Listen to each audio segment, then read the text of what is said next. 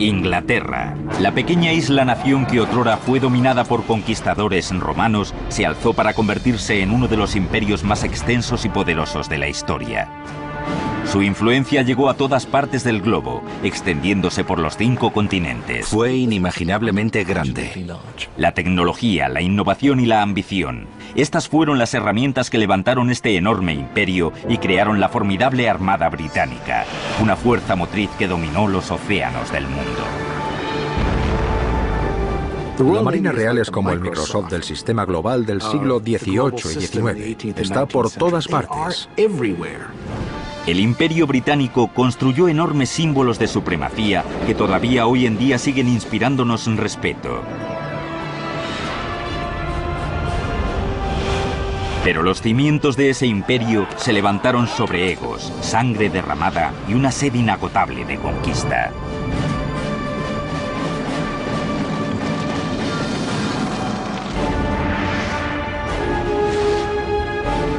La construcción de un imperio. Gran Bretaña. Año 410 de nuestra era. El imperio más poderoso que el mundo ha conocido está siendo atacado.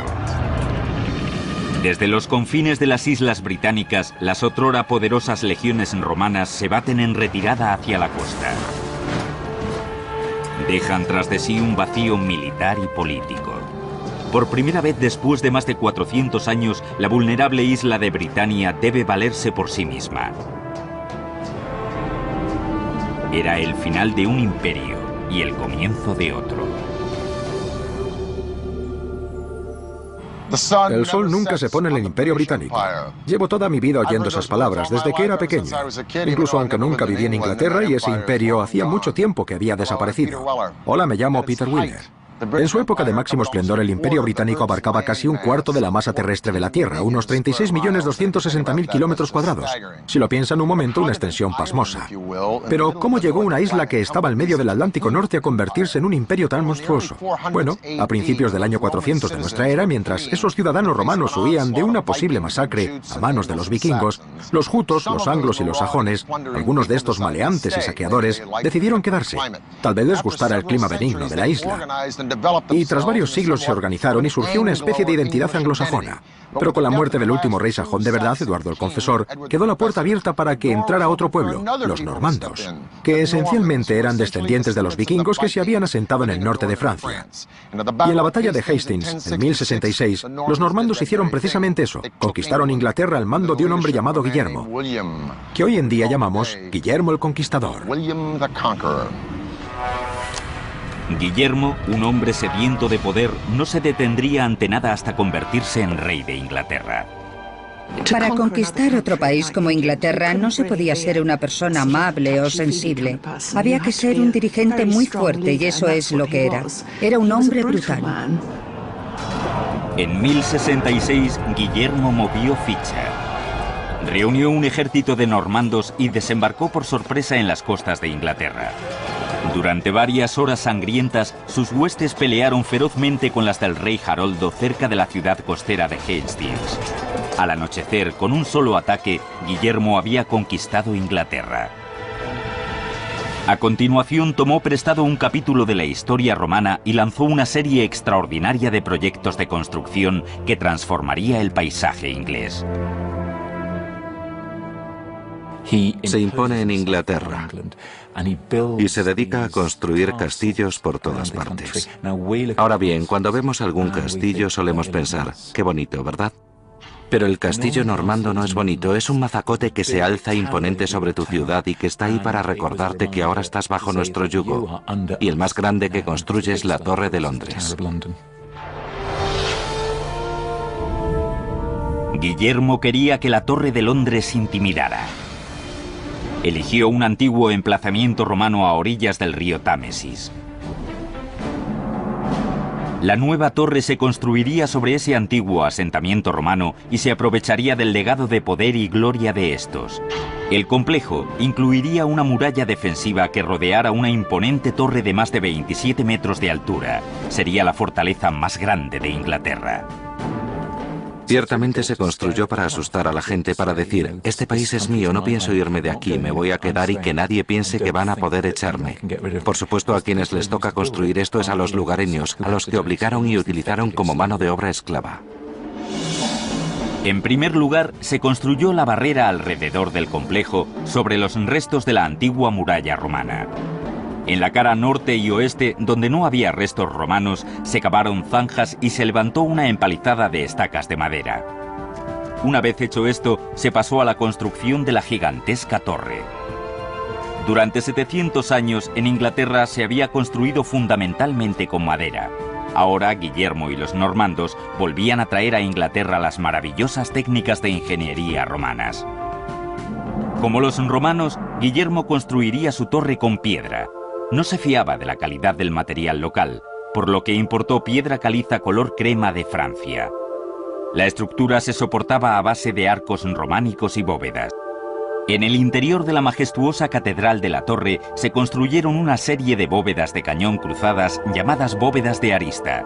Con este diseño se transmitía el peso a 4 pilares, lo que permitía abrir un gigantesco espacio para ventanas que iluminaran el imponente interior.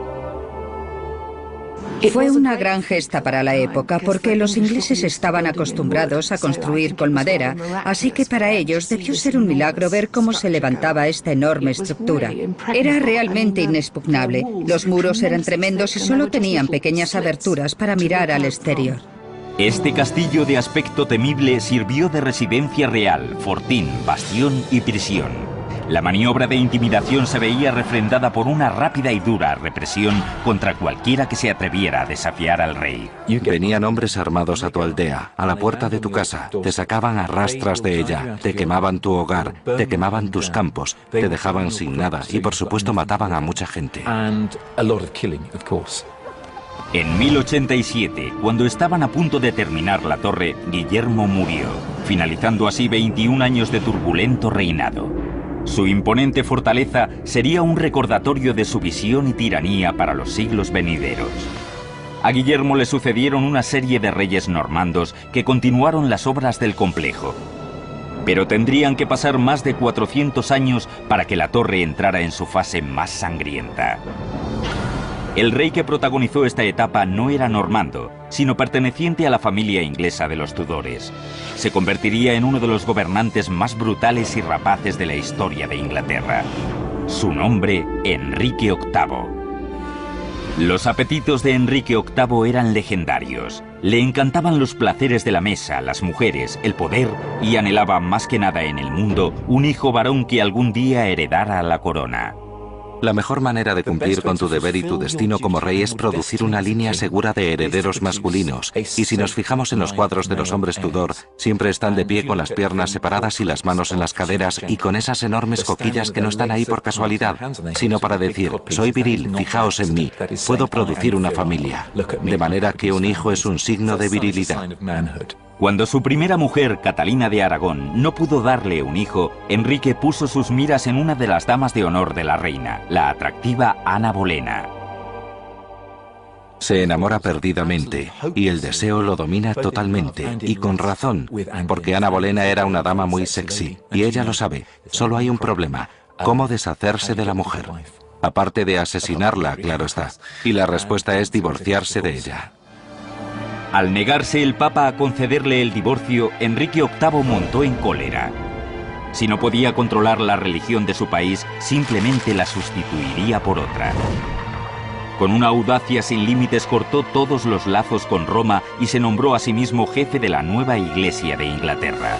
Ahora tenía absoluto control sobre su nación. Se divorció de Catalina y convirtió a Ana Bolena en su reina. Sin embargo, al no lograr darle un hijo varón, de pronto se encontró con una acusación de adulterio pendiente sobre ella. La acusación intenta hacer el mayor daño posible. No solo ha tenido un amante, sino que ha tenido y tiene montones de amantes. Se han organizado orgías en el palacio. Y Enrique elige creer todo esto. Enrique ordenó el arresto y confinamiento de la reina en la Torre de Londres. El edificio había sido ampliado y ahora ocupaba 7 hectáreas con una impenetrable fachada. La empalizada de madera había sido sustituida y ampliada con un grueso muro de piedra. Una serie de torres reforzaban su resistencia y estabilidad. Dentro de la muralla exterior se construyó una segunda muralla para reforzar la fortificación. Alrededor del perímetro de la muralla se excavó un foso que se llenó de agua. Con estas defensas añadidas, el complejo de la torre era virtualmente inconquistable. Bajo el implacable reinado de Enrique VIII, la fortaleza se convirtió en el escenario de una orgía de violencia, una notoria prisión, una mazmorra y un cadalso para muchos enemigos. Y aquí era donde Ana Bolena esperaba su destino, morir decapitada. Decapitar a una persona con un hacha era una forma bastante horrible de morir, porque no era raro que el hacha no hiciera su trabajo de un solo golpe. Lo que el rey hace con Ana Bolena es decirle, para ti, cariño, lo mejor. Y en lugar de decapitarla con un hacha, ordena que se la ejecute con una espada.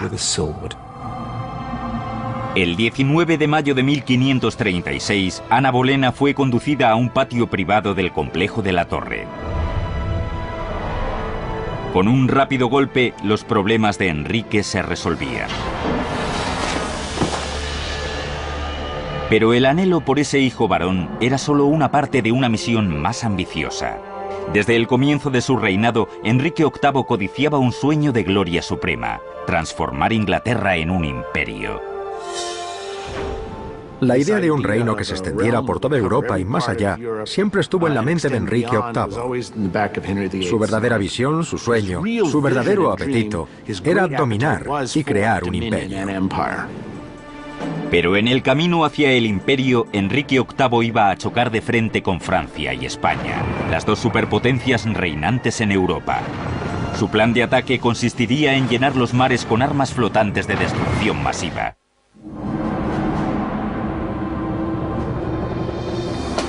Verano de 1510.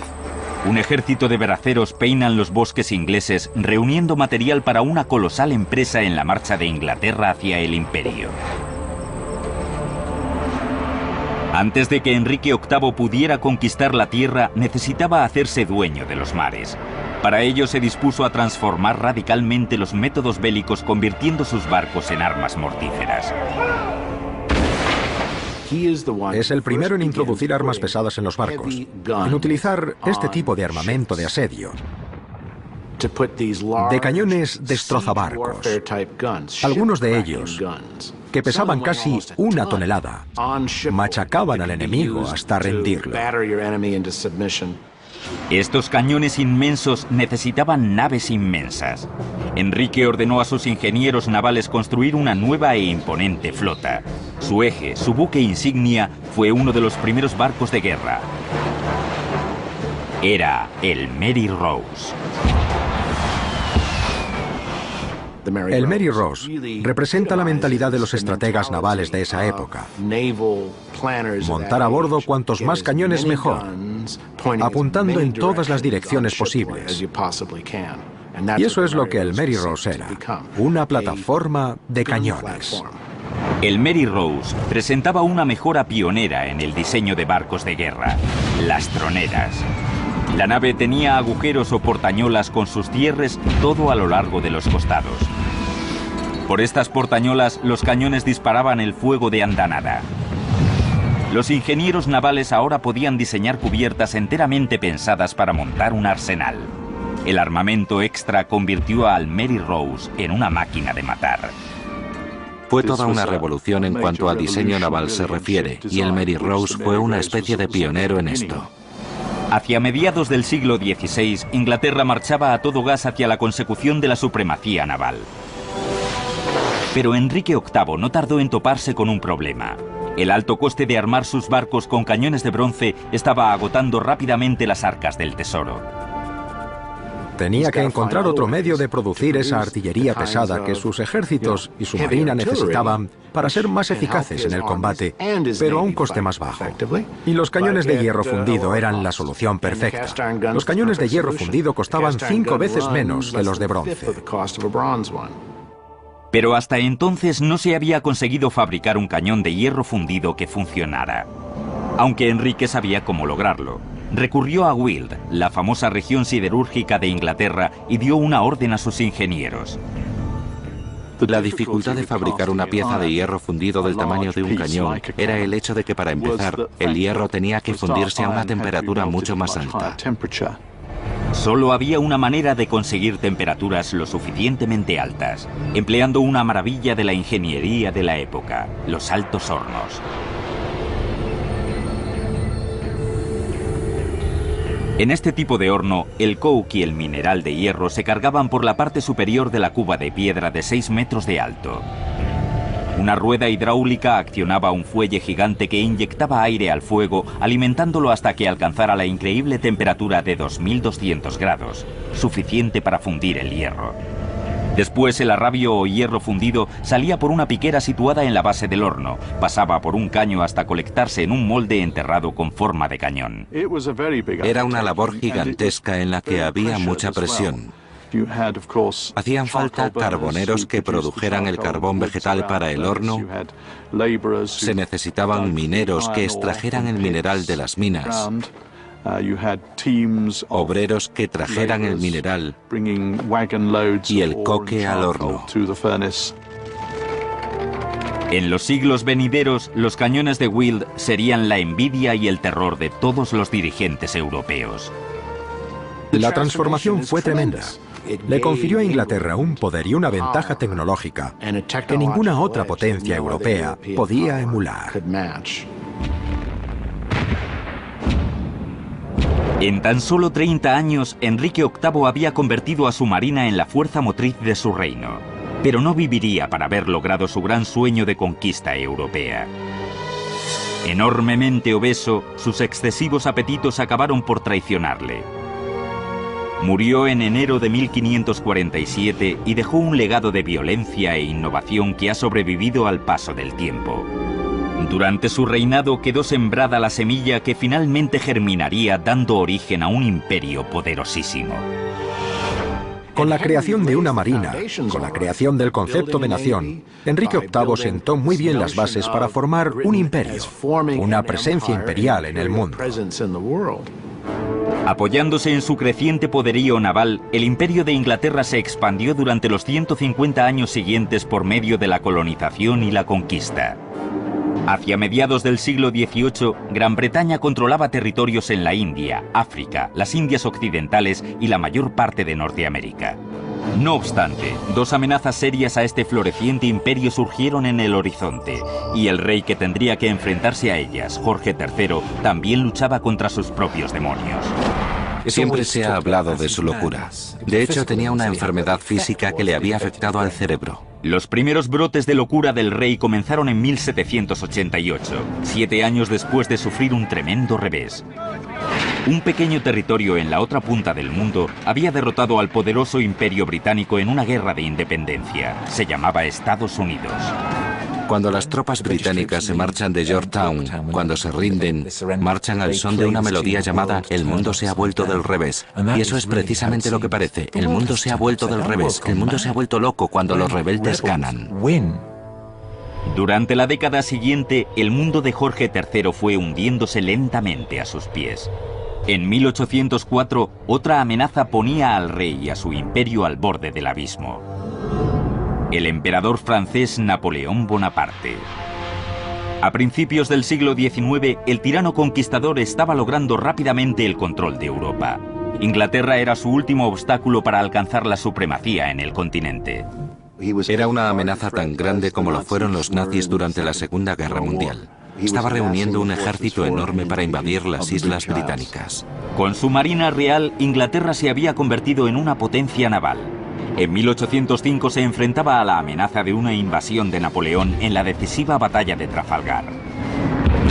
Gracias al empleo de unas audaces tácticas navales y a barcos tecnológicamente más avanzados, Inglaterra aniquiló a las fuerzas combinadas de Francia y España.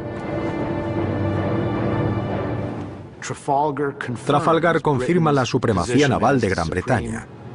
Y los británicos se alzan como los maestros insuperables de esa tecnología naval. Pero cuando se produce la derrota final de Napoleón en 1815, el rey Jorge III ya está sumido permanentemente en la locura y no es más que una mera figura decorativa de la política. Ha perdido la cabeza completamente. Se queda ciego también. Deambula por los pasillos del castillo de Windsor. Lo tienen que alimentar como a un bebé. Va desaliñado. No sabe en el día que vive. Muy triste realmente. Para entonces, Inglaterra estaba cerca de ser una superpotencia basada en la supremacía de su ingeniería naval. Sin embargo, sería gracias a la superioridad técnica en otro campo lo que catapultaría definitivamente al Imperio Británico al dominio global. El siglo XIX marca el comienzo de un periodo de avances inéditos de la ingeniería desde los tiempos de los romanos. En el siglo XIX, Gran Bretaña se ha convertido en un titán industrial rebosante de riqueza. Su monumental éxito se debió a un periodo de asombrosos inventos técnicos que primero se exportaron por todo el imperio y que luego se impusieron en todo el mundo. Es difícil pensar en otro periodo de la historia en el que haya habido tanta creatividad en lo que a tecnología se refiere, tantas ganas de experimentar con las posibilidades de las máquinas, de la ingeniería, de la arquitectura. En el pasado, los imperios se habían construido a mano. Ahora los británicos dominarían su territorio con las máquinas. Las innovaciones de la ingeniería como el hierro fundido y la conversión del barco de guerra en una sola entidad balística y ofensiva con cañones transformó la armada inglesa que, a su vez, transformó a Inglaterra en un imperio. Y ese imperio militar y comercial que se extendía desde Europa a Asia, desde las Américas hasta África, dominó los mares. Pero, ¿qué pasaba en tierra? ¿Por qué a principios de 1800 la producción en Gran Bretaña se había disparado, pero el país no disponía de los medios terrestres para distribuir los productos? Pues bien, en 1782 un hombre llamado James Watt perfeccionó un motor que funcionaba con vapor. Pero hubo de pasar 40 años para que un tal George Stephenson y su hijo Robert cogieran ese motor y con una caja de fuego, una caldera, un pistón y un extraordinario invento llamado chimenea, produjeran una locomotora llamada Rocket que se desplazaba sobre unos raíles a la fastuosa velocidad de 46 km/h. El ferrocarril revolucionó el transporte comercial terrestre. La locomotora Rocket no era la primera locomotora, pero sus extraordinarias prestaciones demostraron que los trenes de vapor iban a ser la fuerza del futuro. La clave de su velocidad estaba en su motor. Los gases calientes generados por el carbón que se quemaba en una caja de fuego pasaban por una serie de tuberías de cobre y hacían hervir el agua de una cámara. Esto generaba vapor que se elevaba hasta la cúpula de la caldera y que pasaba por una válvula reguladora de presión hasta un cilindro. La enorme presión del vapor accionaba una biela que movía las ruedas de la locomotora, propulsando la máquina hacia adelante. Al eliminar el vapor de escape por una chimenea en lugar de hacerlo por un cilindro, podía entrar aire fresco a la caja de fuego y avivar la combustión. Este avance permitía que la locomotora alcanzara velocidades asombrosas. De todas las locomotoras que se idearon en esa época, es la que realmente tendrá un futuro. Es cierto que pasará por mejoras de todo tipo, pero es la base para las locomotoras del siglo siguiente.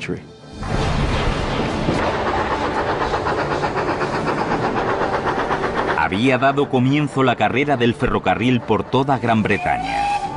Y en 1833, un brillante y desenvuelto ingeniero se hizo famoso al entrar en el juego ferroviario.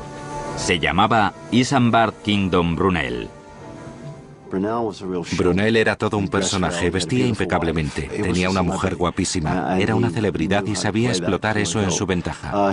También era un obseso del trabajo y no sabía delegar en nadie. Brunel tenía una visión audaz para su ferrocarril. Sería el proyecto más ambicioso de la historia. Una red ferroviaria gigantesca que conectara a toda Inglaterra. Lo llamaría Great Western Railway. Y estaba decidido a que fuera la red de trenes más rápida del mundo. Las vías tenían que estar colocadas donde apenas hubiera pendiente, para que los trenes pudieran correr mucho más. La velocidad implicaba que habría que atravesar las montañas en lugar de pasar por encima de ellas, lo cual llevó a otra maravilla de la ingeniería, el túnel de Box Hill. Fue necesario esencialmente perforar la roca. La longitud del túnel era algo así como de medio kilómetro, lo cual es realmente asombroso para la época. Es un túnel realmente importante, incluso desde el punto de vista actual. Brunel reunió centenares de peones irlandeses para excavar el túnel. Primero se perforaron una serie de pozos desde lo alto de la colina utilizando dinamita para volar la roca. Una vez hechos los pozos, bajaban los peones en cestas y excavaban a mano utilizando herramientas rudimentarias. Con caballos y poleas se subía el material extraído hasta el exterior. Fue un proceso lento, penoso y a veces bastante peligroso. Y por supuesto hubo muertos en la construcción del túnel de Box Hill. Había mucho polvo, mucha suciedad. Y por supuesto cuando se producían las explosiones estaba el riesgo del material despedido. Después de 4 años de obras en las que perecieron más de 100 personas, el túnel de Box Hill estaba concluido. En 1841 por fin se inauguraba la Great Western Railway. En la actualidad, los trenes siguen pasando por el túnel de Box Hill. La moda del ferrocarril que Brunel contribuyó a crear se extendió al resto del imperio, consolidando la supremacía de Inglaterra alrededor de todo el mundo. La red ferroviaria de mediados del siglo XIX, primero en Inglaterra y después en otras partes del mundo, era una verdadera maravilla. Los trenes eran grandes, ruidosos, sucios, pura fuerza, y representan la velocidad, representan la conquista del espacio y del tiempo y son literalmente prodigios de la ingeniería. Gracias al arrollador éxito del ferrocarril, Gran Bretaña se situaba a décadas de distancia del resto del mundo en cuanto a tecnología e ingeniería moderna. El imperio se aproximaba rápidamente a su máximo esplendor. Pero un increíble revés, asestado a su centro neurálgico, iba a conmocionar a Gran Bretaña hasta la médula.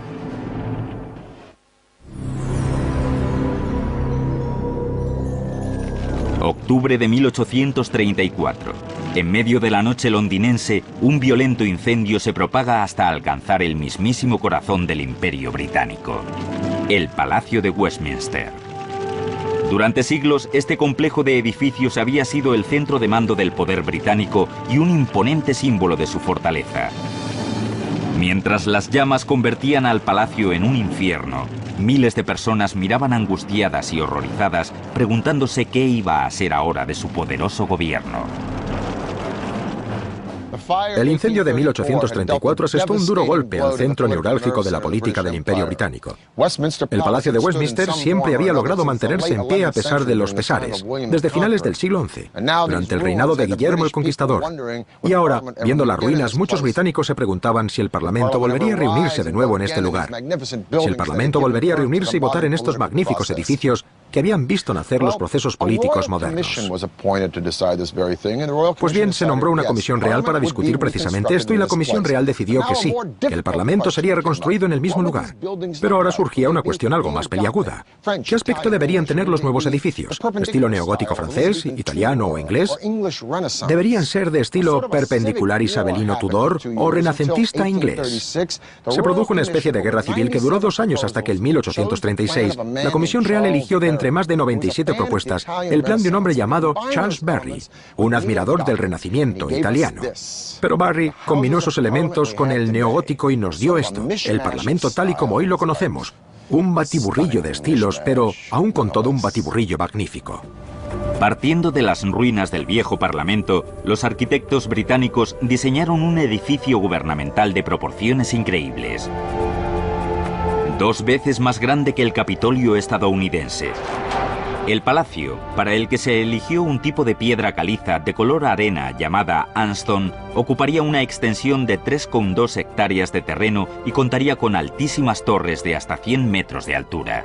Se decidió que una de esas gigantescas estructuras fuera la torre para un gran reloj, el que hoy conocemos como Big Ben. En el siglo XIX ya es posible medir el tiempo de una manera más exacta, y el tiempo es importante, el tiempo es oro. Y en el siglo XIX surge una especie de obsesión por la puntualidad. Así que si se va a construir el último grito en edificios, sí, una torre con un reloj es lo suyo. Cuando el astrónomo real George Airy anunció sus especificaciones para el reloj, todo el mundo se quedó pasmado. Sería el reloj más grande y más ambicioso que el mundo había visto. Pues bien, Airy quería un reloj de una gran excelencia. Por ejemplo, una de las cosas que exigía era que no se retrasara más de un segundo cada 24 horas. Y además que los informes de su exactitud fueran telegrafiados río abajo al observatorio de Greenwich 2 veces al día. Ahora bien, esto no era la era de la información del siglo XXI. Y para un relojero digital no sería para tanto.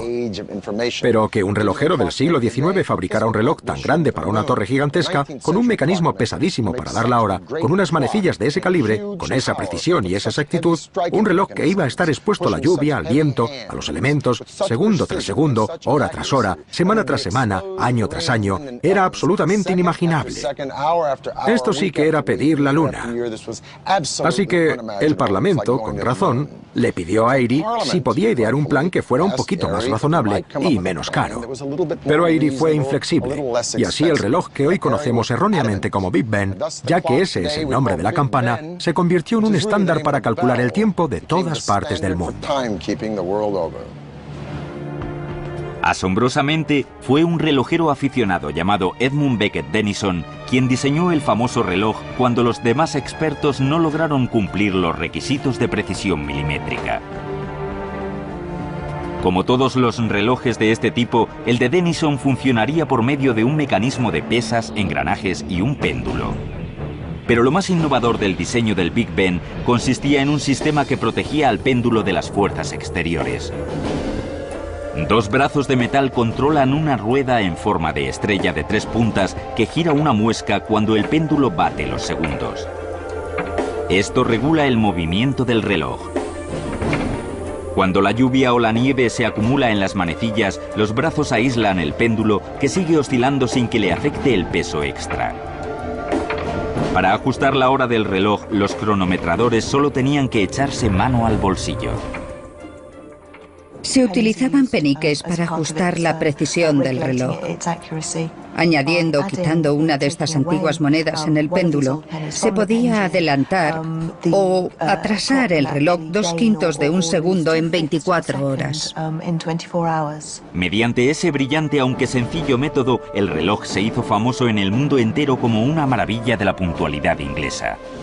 La torre del reloj del Parlamento, que es el centro del imperio, tiene una peculiar y poderosa importancia simbólica.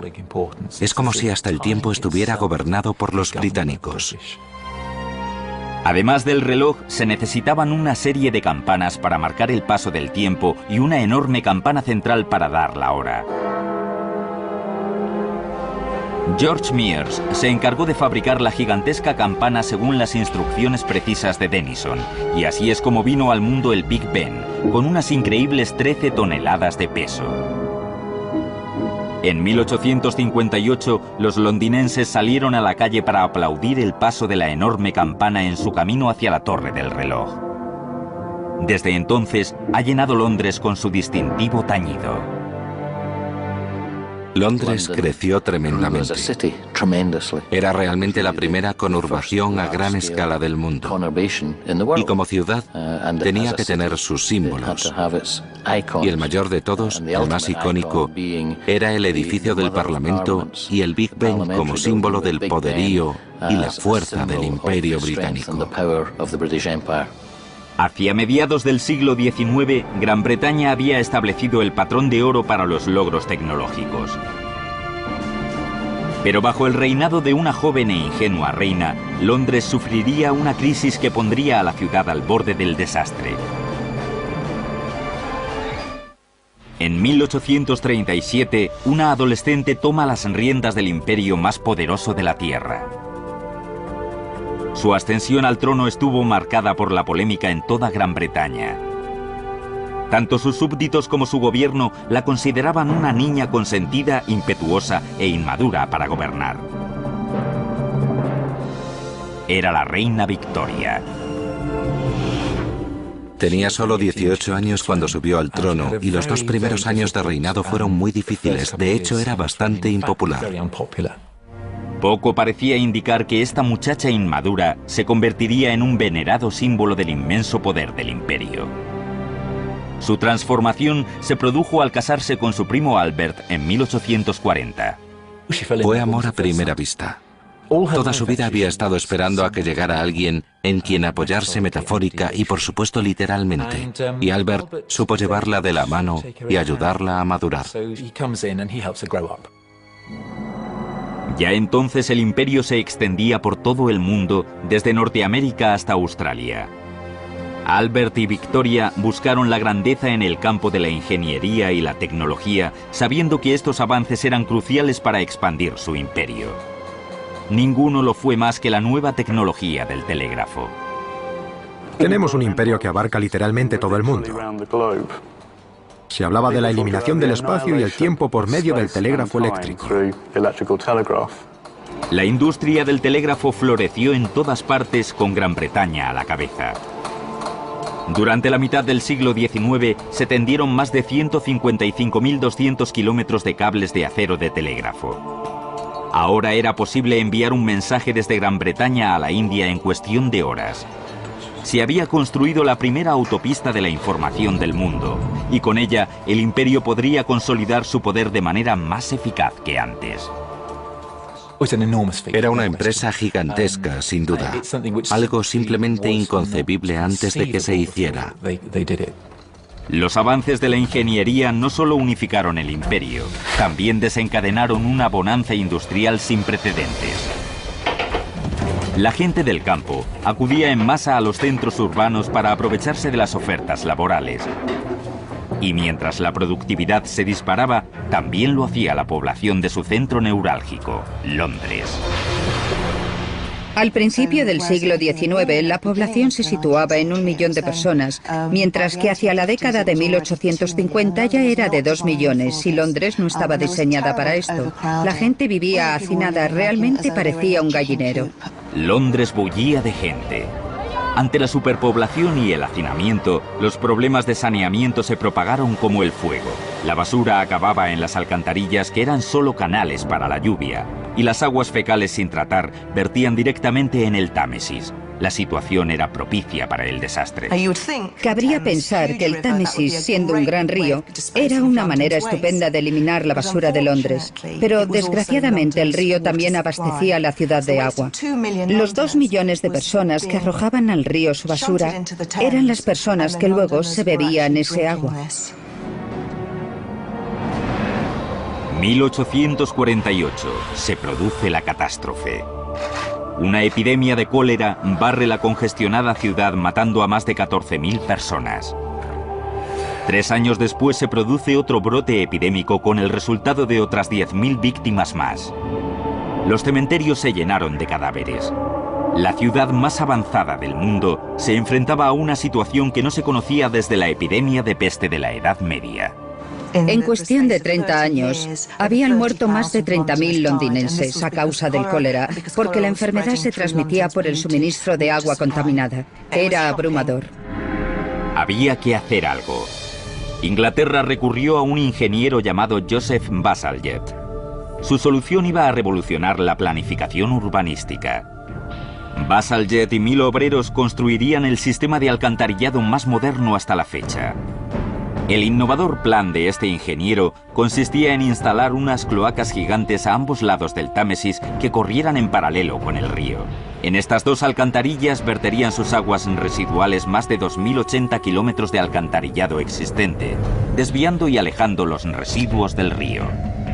La genialidad del sistema estriba en que se utilizó la gravedad siempre que fue posible para mover las aguas negras fuera de Londres, es decir, las alcantarillas se construyeron en pendiente.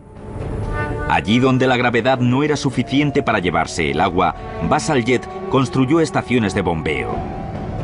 Enormes motores de vapor elevaban las aguas residuales hasta que la gravedad pudiera imponerse de nuevo. Las alcantarillas conducían los residuos hasta 2 puntos de vertido donde se colectaban hasta que la marea alta pudiera disponer de ellos de manera natural. El sistema de alcantarillado realmente fue una de las maravillas del siglo XIX.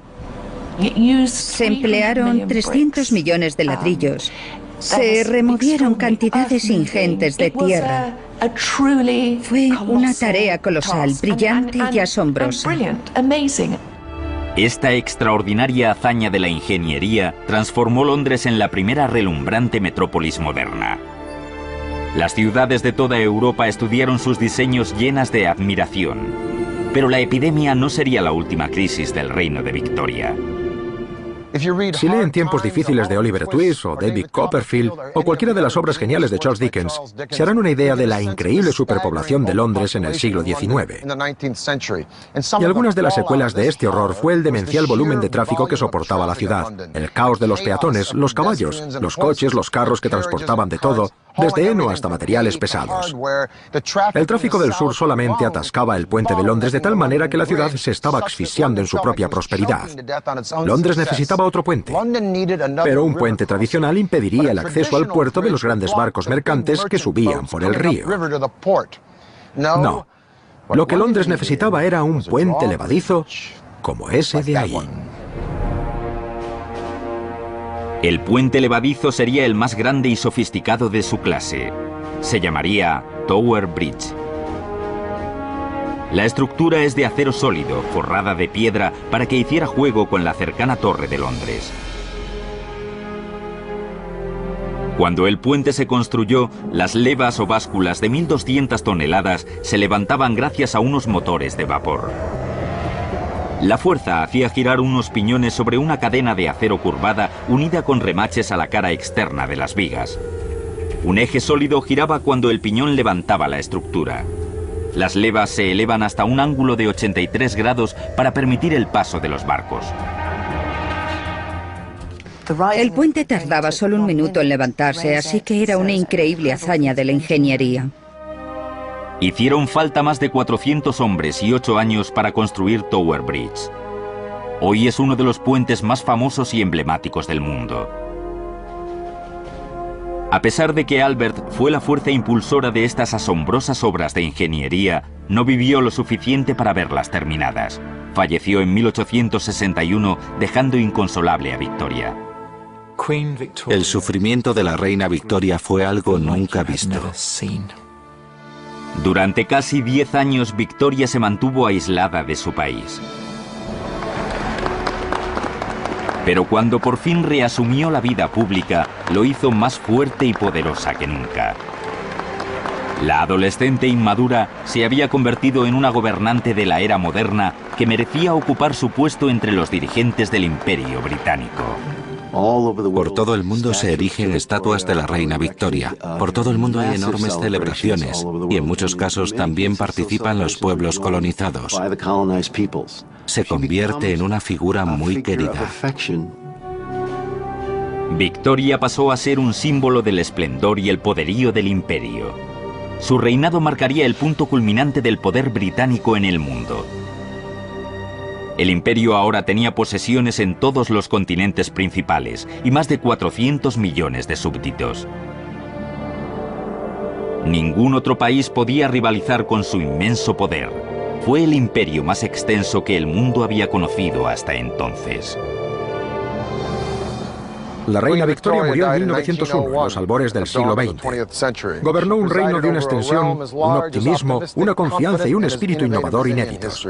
El Imperio Británico había conducido a la humanidad hacia la era moderna, con su producción en masa, su rapidez en el transporte y las comunicaciones. El mundo nunca volvería a ser el mismo. Todos los países y las culturas que hay en la actualidad en este planeta se han beneficiado de una manera u otra de la visión y la imaginación de los británicos. Puede que el sol se pusiera por fin en el Imperio Británico, pero en vista de los milagros de la era moderna, el sol nunca ha lucido tan brillante como ahora. Para el canal de Historia, se despide Peter Wheeler.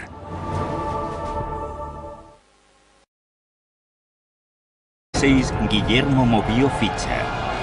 Reunió un ejército de normandos y desembarcó por sorpresa en las costas de Inglaterra. Durante varias horas sangrientas, sus huestes pelearon ferozmente con las del rey Haroldo cerca de la ciudad costera de Hastings. Al anochecer, con un solo ataque, Guillermo había conquistado Inglaterra.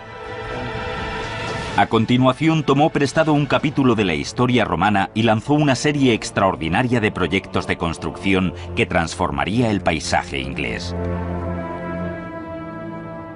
Se impone en Inglaterra y se dedica a construir castillos por todas partes.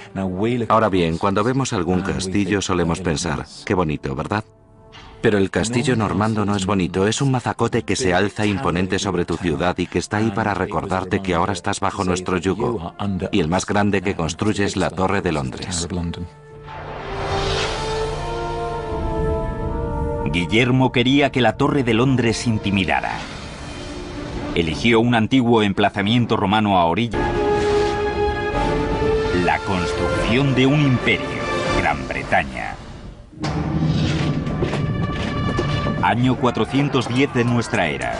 El imperio más poderoso que el mundo ha conocido está siendo atacado. Desde los confines de las islas británicas, las otrora poderosas legiones romanas se baten en retirada hacia la costa. Dejan tras de sí un vacío militar y político. Por primera vez después de más de 400 años, la vulnerable isla de Britania debe valerse por sí misma. Era el final de un imperio y el comienzo de otro. El sol nunca se pone en el Imperio Británico. Llevo toda mi vida oyendo esas palabras desde que era pequeño. Incluso aunque nunca viví en Inglaterra y ese imperio hacía mucho tiempo que había desaparecido. Hola, me llamo Peter Wheeler. En su época de máximo esplendor, el Imperio Británico abarcaba casi un cuarto de la masa terrestre de la Tierra, unos 36.260.000 kilómetros cuadrados. Si lo piensan un momento, una extensión pasmosa. Pero, ¿cómo llegó una isla que estaba al medio del Atlántico Norte a convertirse en un imperio tan monstruoso? Bueno, a principios del año 400 de nuestra era, mientras esos ciudadanos romanos huían de una posible masacre a manos de los vikingos, los jutos, los anglos y los sajones, algunos de estos maleantes y saqueadores, decidieron quedarse. Tal vez les gustara el clima benigno de la isla. Y tras varios siglos se organizaron y surgió una especie de identidad anglosajona. Pero con la muerte del último rey sajón de verdad, Eduardo el Confesor, quedó la puerta abierta para que entrara otro pueblo, los normandos, que esencialmente eran descendientes de los vikingos que se habían asentado en el norte de Francia. Y en la batalla de Hastings, en 1066, los normandos hicieron precisamente eso, conquistaron Inglaterra al mando de un hombre llamado Guillermo, que hoy en día llamamos Guillermo el Conquistador. Guillermo, un hombre sediento de poder, no se detendría ante nada hasta convertirse en rey de Inglaterra. Para conquistar otro país como Inglaterra no se podía ser una persona amable o sensible. Había que ser un dirigente muy fuerte y eso es lo que era. Era un hombre brutal. En 1060 millas del río Támesis. La nueva torre se construiría sobre ese antiguo asentamiento romano y se aprovecharía del legado de poder y gloria de estos. El complejo incluiría una muralla defensiva que rodeara una imponente torre de más de 27 metros de altura. Sería la fortaleza más grande de Inglaterra. Ciertamente se construyó para asustar a la gente, para decir, este país es mío, no pienso irme de aquí, me voy a quedar y que nadie piense que van a poder echarme. Por supuesto, a quienes les toca construir esto es a los lugareños, a los que obligaron y utilizaron como mano de obra esclava. En primer lugar, se construyó la barrera alrededor del complejo sobre los restos de la antigua muralla romana. En la cara norte y oeste, donde no había restos romanos, se cavaron zanjas y se levantó una empalizada de estacas de madera. Una vez hecho esto, se pasó a la construcción de la gigantesca torre. Durante 700 años, en Inglaterra se había construido fundamentalmente con madera. Ahora, Guillermo y los normandos volvían a traer a Inglaterra las maravillosas... Inglaterra, la pequeña isla-nación que otrora fue dominada por conquistadores romanos, se alzó para convertirse en uno de los imperios más extensos y poderosos de la historia.